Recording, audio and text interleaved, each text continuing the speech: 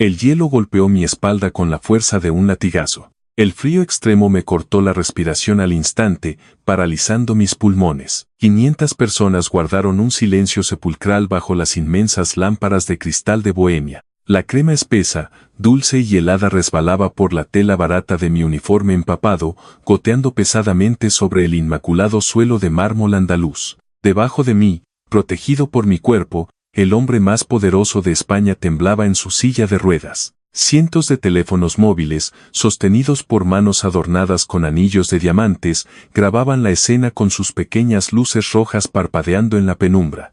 Nadie movía un solo músculo. Nadie se atrevía siquiera a respirar. La mujer del vestido de seda italiana nos miraba con los ojos desorbitados, con el enorme cubo de plata maciza aún suspendido en sus manos temblorosas.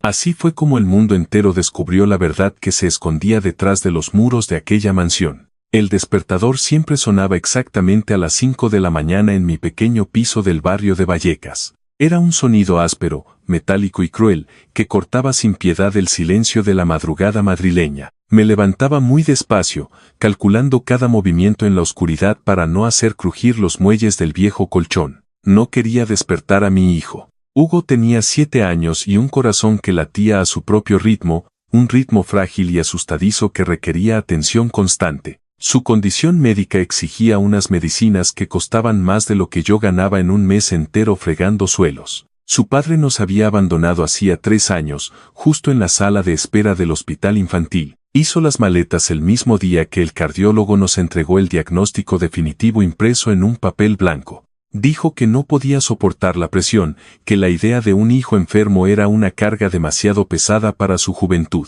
Desde aquella tarde, mi vida entera se había reducido a una ecuación matemática absolutamente imposible. Sumaba el precio de los ecocardiogramas privados y restaba las horas de sueño de mi propio cuerpo.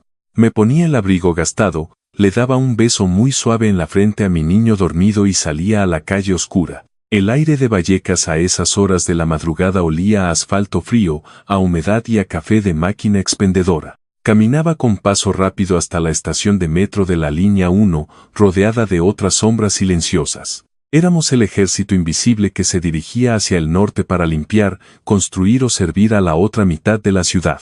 El trayecto duraba casi 1 hora y media, un viaje subterráneo que cruzaba las entrañas de Madrid. Estación a estación, el paisaje humano dentro del vagón iba cambiando de forma drástica.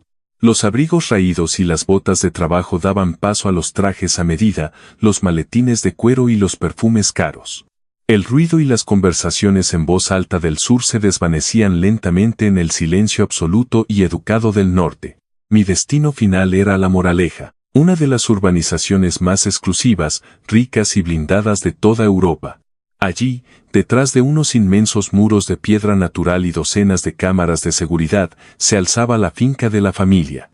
Eran 4,5 hectáreas de jardines milimétricos, fuentes de piedra tallada y una mansión que parecía un museo vacío. Yo era una de las 12 personas que conformaban el servicio interno de la casa. Mi trabajo consistía en fregar los interminables pasillos de mármol, limpiar los inmensos ventanales y, sobre todo, ser absolutamente invisible. En esa casa existía una regla no escrita pero sagrada para el servicio. No hablábamos a menos que se nos preguntara directamente y debíamos apartar la mirada cuando los dueños pasaban por los pasillos. Y la verdad era que nadie nos preguntaba nada jamás. El dueño absoluto de todo aquel imperio era don Gonzalo. Tenía 78 años y una fortuna personal calculada en miles de millones de euros por las revistas financieras. Había fundado la mayor empresa de construcción y suministros de toda la península ibérica, pero ahora, su inmenso mundo se reducía a una silla de ruedas motorizada y a una galería acristalada orientada hacia el sur. Don Gonzalo pasaba las horas muertas allí, mirando un jardín perfecto por el que ya nunca podía pasear. La primera vez que hablé con él, yo estaba limpiando el polvo de las estanterías de caoba maciza de su biblioteca privada. Pensé que estaba profundamente dormido en su sillón de lectura. De repente, su voz ronca y profunda rompió el silencio de la inmensa sala. Me preguntó, con un tono casi paternal, por qué tenía unas ojeras tan oscuras marcando mi rostro. Me quedé completamente paralizada, con el trapo de algodón en la mano. No sabía si debía responder con la cruda verdad o inventar una excusa educada para salir del paso. Sus ojos, rodeados de arrugas profundas que contaban décadas de esfuerzo, me miraron con una intensidad que me desarmó por completo. Terminé hablándole de Hugo. Le hablé del soplo en el corazón, de las noches en vela escuchando su respiración irregular en la oscuridad. Le confesé el miedo constante, asfixiante, a que el dinero no alcanzara para pagar la próxima revisión médica en la clínica privada. Don Gonzalo no me interrumpió ni una sola vez. Escuchó cada una de mis palabras con un respeto absoluto, asintiendo lentamente con la cabeza. Cuando terminé de hablar, levantó las manos y me pidió que las mirara. Eran manos grandes, llenas de manchas oscuras por la edad, pero aún conservaban las cicatrices y las callosidades de un hombre que había trabajado con cemento y ladrillos. Me contó que en 1978, durante los años más duros de la transición española, él no tenía absolutamente nada. Había empezado su imperio con una pequeña ferretería de barrio, un local húmedo con el techo lleno de goteras que amenazaban con arruinar la mercancía. Me dijo que su difunta esposa, Carmen, le ayudaba a cargar pesados sacos de arena bajo la lluvia helada de Madrid. Me confesó, con la voz quebrada por la nostalgia, que aquellos fueron, sin duda, los años más felices de toda su vida. A partir de ese día, se creó un vínculo silencioso y profundo entre nosotros. Yo le llevaba su té negro a las 11 en punto de la mañana y él me contaba historias fascinantes de una España que ya no existía. Él era el único ser humano en aquella inmensa mansión que se había molestado en aprender mi nombre. Para el resto de los habitantes de la casa, yo solo era el uniforme gris que se pegaba a la pared cuando ellos pasaban. Especialmente para su único hijo, Alejandro. Alejandro tenía 34 años y era el actual director ejecutivo del imperio familiar. Era un hombre innegablemente guapo, de mandíbula siempre tensa y una mirada perpetuamente ausente. Siempre caminaba deprisa por los pasillos, pegado a su teléfono móvil de última generación. Hablaba constantemente de fusiones corporativas, porcentajes de beneficio y expansiones internacionales en mercados emergentes.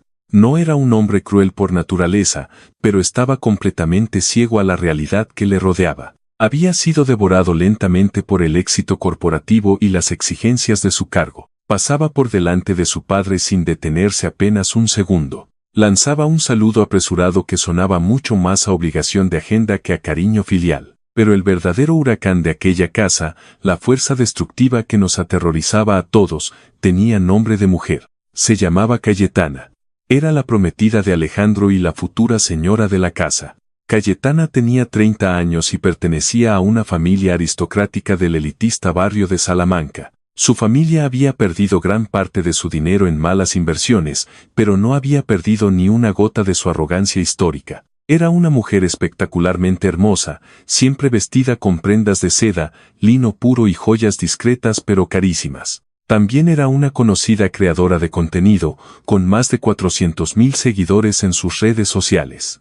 Cayetana representaba todo lo que don Gonzalo despreciaba profundamente. Encarnaba la superficialidad absoluta, la obsesión enfermiza por el estatus social y un clasismo despiadado. Pero detrás de esa fachada de perfección, Cayetana vivía aterrorizada por un escándalo de su pasado reciente. Años atrás, había roto su compromiso matrimonial con un exitoso gestor de fondos de inversión. Lo hizo exactamente el mismo día que los periódicos anunciaron que él se había declarado en bancarrota total. La alta sociedad madrileña, siempre cruel a puerta cerrada, la había tachado de cazafortunas a sus espaldas. Para compensar esa profunda inseguridad, Cayetana se había convertido en una tirana perfeccionista e implacable. Trataba al personal de la finca como si fuéramos muebles defectuosos que no merecían ningún respeto. Faltaban muy pocas semanas para la gran gala de compromiso. Iba a ser, sin duda, el evento social más importante del año en todo Madrid. Habían invitado a 500 personas de la élite empresarial, política y aristocrática del país. La presión dentro de la casa se volvió absolutamente insoportable para todos nosotros. Rosalía, el ama de llaves principal, una mujer mayor que llevaba 20 años sirviendo a la familia, lloraba a escondidas casi todos los días en la despensa. Cayetana la sometía a interrogatorios diarios y humillantes sobre el origen exacto de las flores y la temperatura milimétrica del champán. Una tarde, mientras yo pulía minuciosamente la cubertería de plata en el comedor contiguo, escuché a Cayetana gritando por teléfono. Su voz aguda, nasal y cargada de acento pijo resonaba violentamente contra las paredes de mármol. Decía que era inaceptable, que las peonías blancas tenían que venir directamente en un vuelo desde Ecuador, no de un simple invernadero local. Luego, escuché los pasos firmes de Alejandro entrando en la habitación. Cayetana cambió su tono de voz al instante, volviéndolo dulce, vulnerable y tremendamente manipulador. Le dijo que tenían que hablar urgentemente sobre la distribución de las mesas para la cena de gala. O sea, Alejandro, te lo juro que no sé qué hacer con tu padre, dijo ella, arrastrando las palabras con falsa preocupación. Alejandro, sonando exhausto, le preguntó a qué se refería exactamente. Cayetana suspiró, con esa exageración teatral tan típica de su exclusivo círculo social. Es que la silla de ruedas es súper antiestética para las fotos de la mesa principal, argumentó ella sin ningún pudor. Le propuso directamente poner a don Gonzalo en una mesa lateral, cerca de las pesadas cortinas del fondo, junto a los tíos lejanos. Dijo que así el pobre hombre estaría mucho más tranquilo, y de paso, no arruinaría la estética del reportaje exclusivo que iba a publicar una prestigiosa revista de moda. Me quedé quieta, conteniendo la respiración, esperando escuchar a Alejandro defender a su padre. Esperé con todas mis fuerzas que diera un golpe en la mesa y pusiera a esa mujer en su sitio, pero solo escuché un largo y pesado suspiro de cansancio. Alejandro murmuró que hiciera lo que quisiera, que él tenía una junta directiva importantísima en 10 minutos y no podía lidiar con esos detalles logísticos. Sentí una punzada de rabia ardiente en el centro del pecho. Dejé el paño manchado de limpia metales sobre la mesa y me dirigí en silencio hacia la galería acristalada. Don Gonzalo estaba allí, bañado por la luz del atardecer, con un viejo álbum de fotos de tapas de cuero sobre las rodillas. Me acerqué a él sin hacer el menor ruido. Él levantó la vista lentamente y me ofreció una sonrisa cargada de una tristeza infinita. Me mostró una fotografía en blanco y negro, con los bordes amarillentos por el paso de las décadas. Era él, muy joven, con el pelo oscuro y revuelto, y los brazos manchados de grasa de motor. Estaba abrazando a una mujer de sonrisa inmensa y ojos brillantes frente a una persiana metálica medio rota. Era la fachada de su primera ferretería en aquel barrio humilde. Don Gonzalo acarició el papel fotográfico con la yema del pulgar, como si pudiera viajar en el tiempo a través del tacto. Me dijo que había construido todo este imperio colosal para que a su hijo nunca, jamás, le faltara de nada en la vida, pero que, en el proceso de amasar tanta riqueza, le había dado tanto dinero que le había robado el alma por completo. He perdido a mi hijo, Macarena, susurró con la voz quebrada, mirando hacia el jardín vacío. Se ha ahogado en todo este mármol importado y en toda esta falsedad que nos rodea. Y ahora se va a casar con una mujer que solo es capaz de ver números cuando mira una cuenta bancaria. No supe qué decirle en ese momento. El dolor en sus ojos era tan profundo, tan antiguo y tan real, que ninguna palabra de consuelo habría sido suficiente. Me arrodillé suavemente junto a su silla de ruedas y le ajusté la manta de lana sobre las piernas delgadas. Él levantó su mano pesada y cálida y la posó con firmeza sobre mi hombro. Yo te veo, Macarena, me dijo, mirándome directamente a los ojos. Eres la única persona real que queda respirando dentro de esta casa. Los días pasaron volando en un torbellino de preparativos frenéticos, y por fin llegó la noche de la gran gala. La finca entera se transformó en un escenario irreal, sacado de una película de época. Los faros de los coches de lujo barrían incesantemente el camino de entrada, iluminando la grava blanca inmaculada. Mujeres envueltas en joyas deslumbrantes y hombres con smokines cortados a medida llenaban los jardines iluminados. Un cuarteto de cuerda tocaba piezas de música clásica en la terraza sur, compitiendo con el murmullo de las conversaciones. El aire de la noche olía a perfumes franceses carísimos, a pino fresco y a dinero antiguo. Dentro de la casa, en las zonas de servicio, el caos era absoluto y silencioso. Los camareros contratados corrían por los pasillos ocultos con bandejas de plata cargadas de copas de cava añejo. Yo estaba en el inmenso vestidor de don Gonzalo, ayudándole a abrocharse los pequeños botones de nácar de su camisa blanca. Sus manos temblaban un poco más de lo habitual esa noche. Me miró a través del gran espejo de cuerpo entero y me guiñó un ojo con complicidad. Me dijo, esbozando una media sonrisa, que estaba listo para enfrentarse a los lobos de la alta sociedad. Lo empujé con cuidado en su silla de ruedas por los largos pasillos hasta llegar al gran salón de baile. Tal y como Cayetana había ordenado implacablemente, su sitio estaba relegado a una esquina oscura. Estaba casi oculto detrás de un inmenso y ostentoso arreglo floral de peonías blancas traídas de Ecuador. Lo dejé allí, sintiendo un nudo doloroso en la garganta al ver cómo lo marginaban en su propia casa.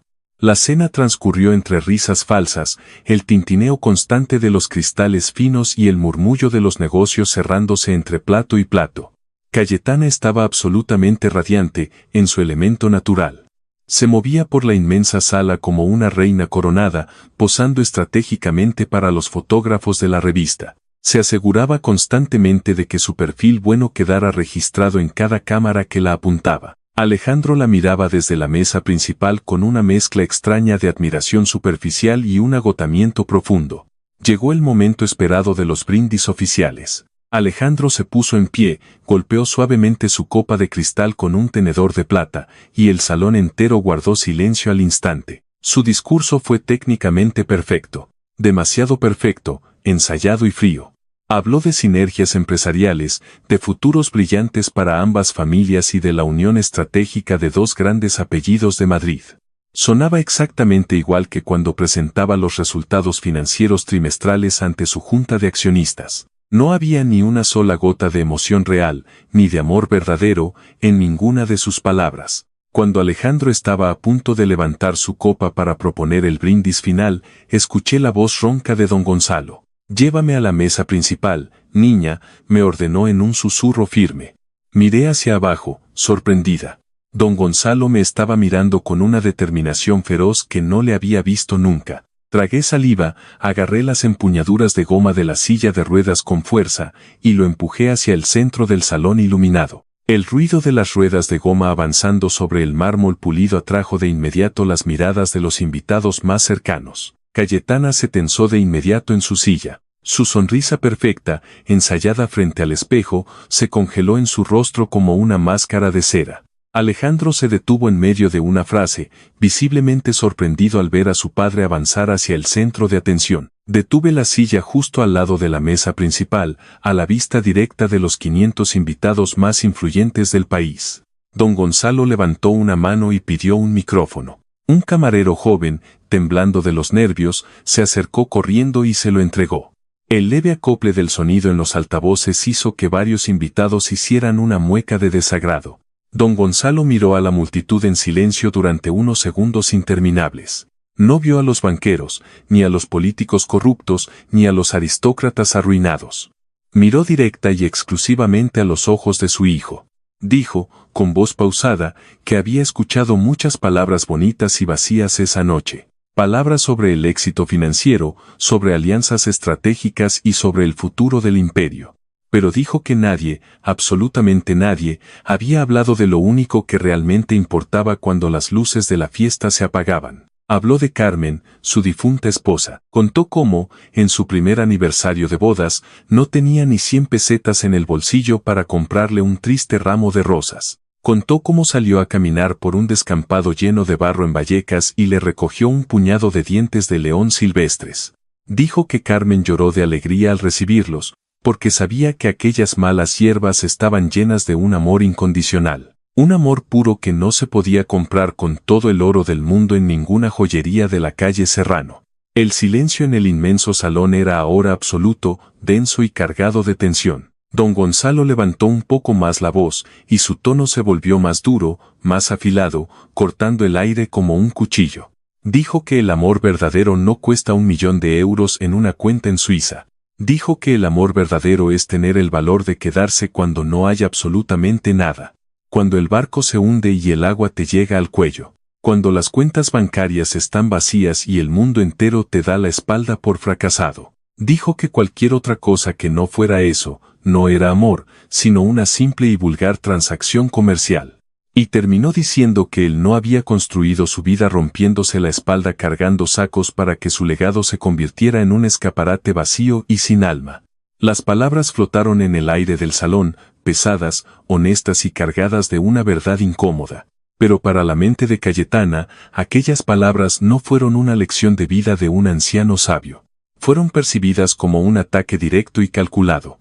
Su mente, obsesionada enfermizamente con su propia imagen pública y devorada por la inseguridad de su pasado, interpretó el discurso como una humillación pública imperdonable. Pensó, en su delirio narcisista, que don Gonzalo estaba recordando a todos los presentes el vergonzoso escándalo de su exprometido arruinado. Pensó que el anciano la estaba llamando cazafortunas en la cara, delante de toda la élite de Madrid y de la prensa. Vi cómo el cuello pálido de Cayetana se enrojecía violentamente por la ira contenida. Vi cómo sus manos, adornadas con anillos carísimos, se cerraban en puños tan apretados que los nudillos se volvieron completamente blancos.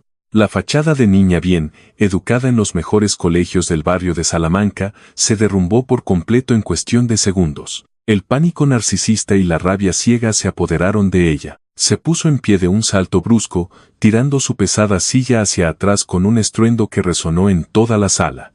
Gritó, con los pulmones llenos de furia, que estaba harta de todo aquello. Gritó que no iba a permitir bajo ningún concepto que un viejo amargado, resentido y senil la humillara en su propia fiesta de compromiso. Su voz era estridente, histérica, desprovista de cualquier rastro de la elegancia que tanto se esforzaba en proyectar. Alejandro, pálido como un fantasma, intentó agarrarla del brazo para detenerla. Le suplicó en voz baja y desesperada que se calmara, que por favor recordara que todo el mundo los estaba mirando. Pero Cayetana estaba completamente fuera de sí, sorda a cualquier razón. Se soltó del agarre de Alejandro de un fuerte tirón, mirándolo con desprecio. Sus ojos inyectados en sangre buscaron algo a su alrededor, cualquier cosa para descargar su furia incontrolable. Y entonces, su mirada se fijó en el objetivo perfecto. En el centro de la inmensa mesa de postres, situada justo al lado de la mesa principal, había un enorme cubo de plata maciza. Estaba lleno hasta el mismo borde de hielo triturado, agua helada y litros de una crema artesanal muy espesa. Era un recipiente destinado a mantener fríos unos postres exclusivos de alta repostería. El tiempo pareció ralentizarse de forma agónica, como en una pesadilla de la que no puedes despertar. Vi a Cayetana caminar con pasos rápidos y furiosos hacia la mesa de postres. Vi cómo agarraba las gruesas asas del cubo de plata con ambas manos, sin importarle arruinar su manicura perfecta. El esfuerzo físico de levantar aquel peso deformó su rostro, convirtiendo su belleza en una máscara de odio puro. Levantó el pesado cubo por encima de su cabeza, con el agua helada salpicando su vestido de seda. Sus ojos estaban fijos, llenos de veneno, en don Gonzalo.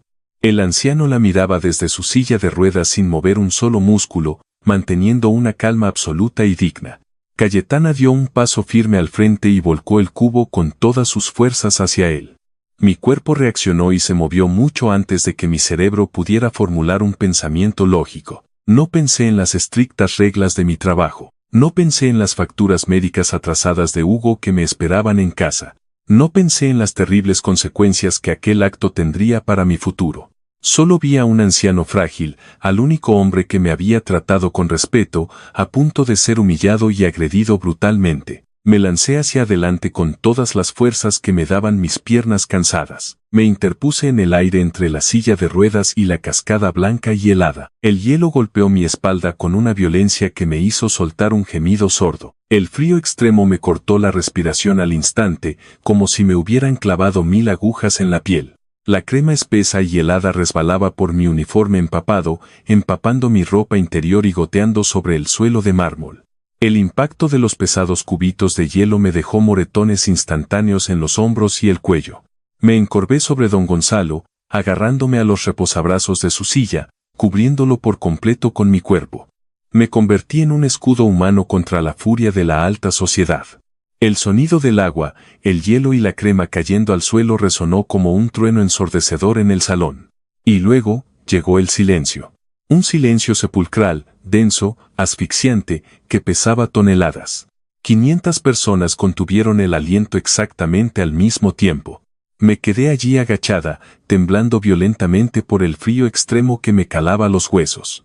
Sentía la crema goteando de mi pelo oscuro, cayendo sobre mis pestañas y nublando mi visión. Lentamente, com os músculos agarrotados por el frío, me incorporé. Miré a mi alrededor, parpadeando para apartar la crema de mis ojos.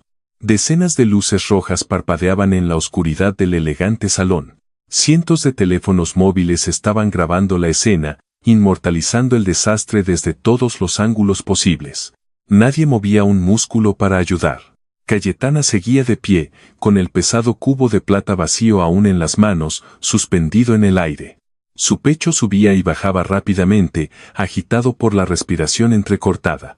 De repente, la cruda realidad de lo que acababa de hacer pareció golpearla con la fuerza de un tren de mercancías. Miró los cientos de teléfonos que la apuntaban como armas de fuego. Miró las caras de absoluto horror y asco de sus amigas íntimas de la alta sociedad. El cubo de plata se le resbaló de las manos temblorosas y chocó contra el mármol con un ruido ensordecedor que hizo saltar a varios invitados. Acababa de cometer un suicidio social en directo, y ella lo sabía. Alejandro estaba completamente paralizado a un par de metros de distancia. Tenía los ojos muy abiertos, incapaz de procesar la monstruosidad que acababa de presenciar con sus propios ojos. Miraba a Cayetana como si fuera una completa extraña.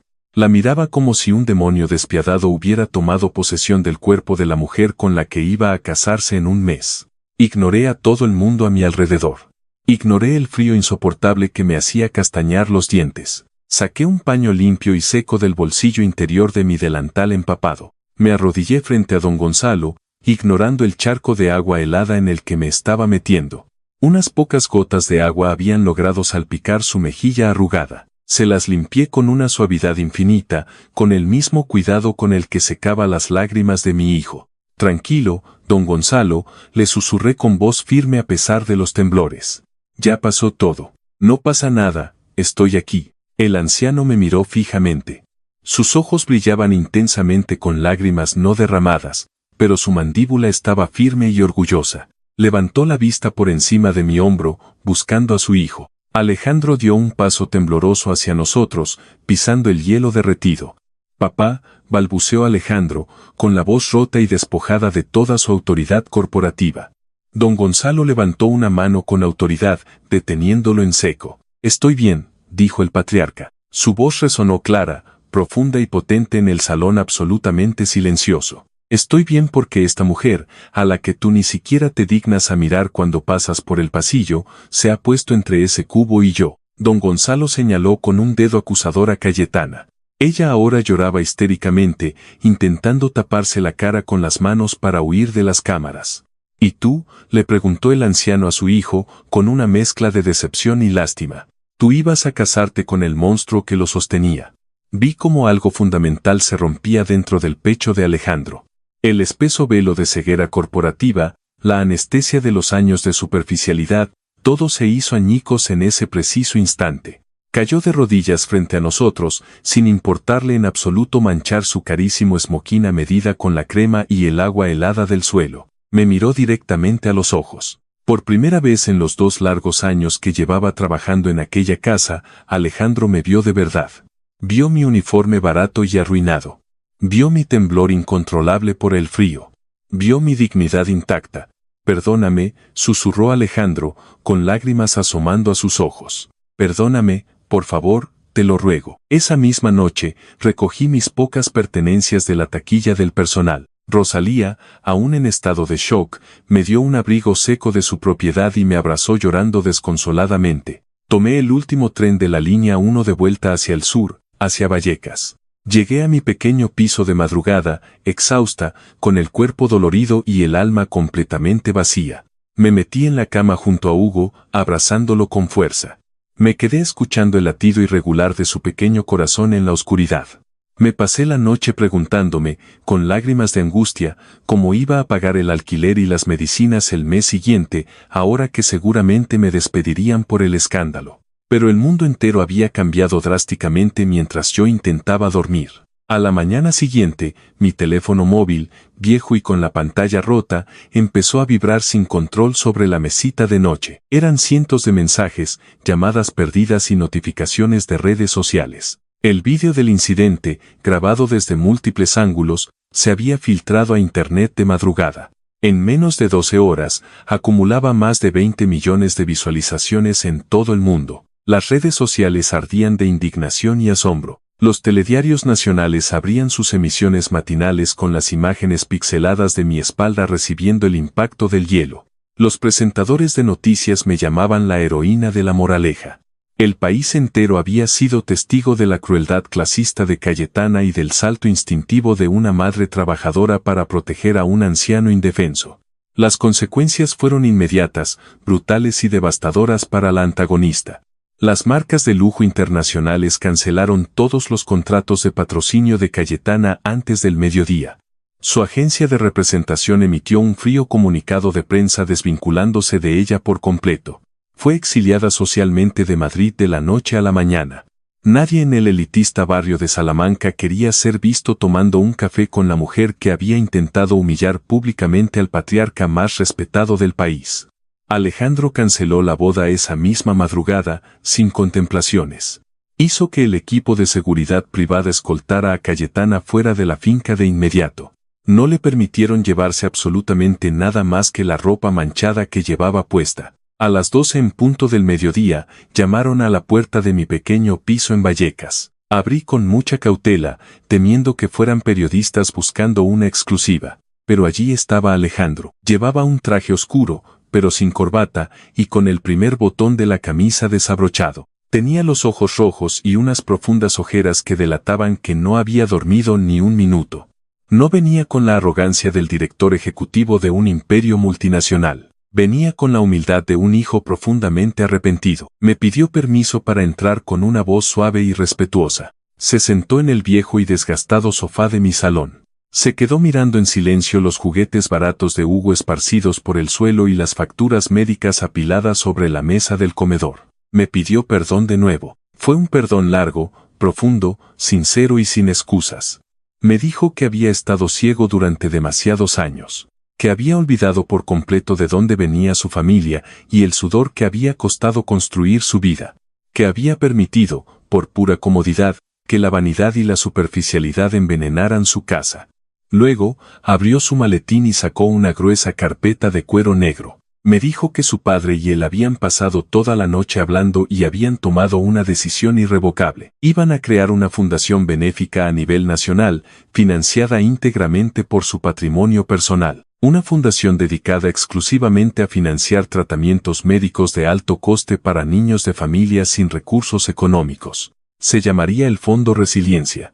Y querían, por encima de todo, que yo fuera la directora general de esa fundación. Me quedé sin palabras, mirándolo como si hablara en otro idioma. Le dije, con la voz temblorosa, que yo solo era una limpiadora de Vallecas. Le recordé que no tenía estudios universitarios ni experiencia para dirigir algo de esa magnitud. Alejandro sonrió con una tristeza dulce y comprensiva. Me dijo que para dirigir esa fundación no se necesitaban másteres en economía de universidades extranjeras. Se necesitaba un corazón lo suficientemente grande y valiente como para recibir un golpe de hielo con tal de proteger a un ser vulnerable. Se necesitaba a alguien que supiera exactamente lo que es sumar monedas a las 5 de la mañana con el alma en vilo. Acepté. El salto en el tiempo fue como despertar lentamente de una larga y oscura pesadilla. 6 meses después de aquella noche, mi vida era irreconocible en la forma, pero mi esencia seguía intacta. Hugo tenía unas botas de fútbol nuevas. Eran del Real Madrid, blancas, relucientes y con los tacos perfectos. Su cardiólogo, ahora pagado por el seguro médico completo que me proporcionaba mi puesto en la fundación, nos había dado excelentes noticias. Su corazón estaba respondiendo maravillosamente al nuevo tratamiento. Don Gonzalo había recuperado una vitalidad asombrosa. La creación de la fundación le había devuelto el propósito de vida que creía haber perdido para siempre. Ya no pasaba las horas muertas mirando el jardín vacío desde su silla. Ahora venía a las oficinas de la fundación todos los días. Revisaba los historiales médicos de los niños y discutía conmigo los presupuestos con la misma pasión feroz con la que vendía clavos en 1978. Y luego estaba Alejandro. Nuestra relación cambió lentamente, día a día, sin prisas ni presiones. Fue una conexión a fuego lento, construida sólidamente sobre los cimientos del respeto absoluto y la admiración mutua. Ya no caminaba deprisa por los pasillos mirando la pantalla de su teléfono. A veces, a media tarde, entraba en mi despacho con 2 cafés calientes. Cerraba la puerta con suavidad y simplemente nos sentábamos a hablar de la vida. Me preguntaba por los avances de Hugo en el colegio. Me preguntaba por las historias de mis vecinos en mi antiguo barrio. Sus miradas se volvieron cada vez más largas, más profundas y más cálidas. No hubo grandes declaraciones dramáticas de amor, sino pequeños gestos de cuidado constante y silencioso. Un roce suave de manos al pasarnos unos documentos importantes sobre la mesa.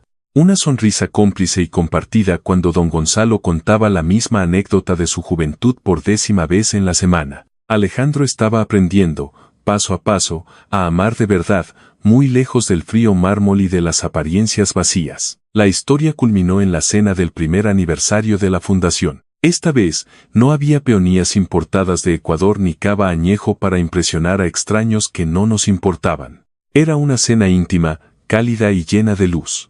Estaba llena de familias trabajadoras, de médicos entregados y de niños que ahora tenían un futuro por delante. Don Gonzalo se levantó de su silla de ruedas con un poco de esfuerzo, apoyándose firmemente en su bastón de madera. Tomó el micrófono con mano segura, miró a la sala llena de gente real, de gente que conocía el valor del sacrificio. Dijo que había pasado toda su vida construyendo inmensos edificios de hormigón y acero, creyendo ciegamente que eso era la riqueza. Pero confesó que había tenido que estar a punto de perder a su hijo y casi perder su propia dignidad para entender la verdad absoluta. La verdadera riqueza, dijo don Gonzalo, mirándome directamente a los ojos con un cariño infinito, no se mide jamás en las cuentas bancarias ni en los aplausos hipócritas de la alta sociedad. La verdadera riqueza se mide en los momentos oscuros en los que nadie te está mirando. Se mide en la bondad instintiva que te empuja a actuar. Se mide en la valentía pura de interponerse entre el dolor del mundo y el prójimo que sufre. Alejandro buscó mi mano por debajo del mantel de la mesa. Sus dedos se entrelazaron con los míos, firmes, seguros y llenos de una promesa silenciosa. Apreté su mano con fuerza, sintiendo una paz inmensa inundar mi pecho. Había dejado de ser la mujer invisible que fregaba los suelos de madrugada. Había dejado de tener frío y miedo al futuro, y mientras miraba a mi hijo reír a carcajadas en la mesa de al lado, supe que, por fin, estábamos a salvo.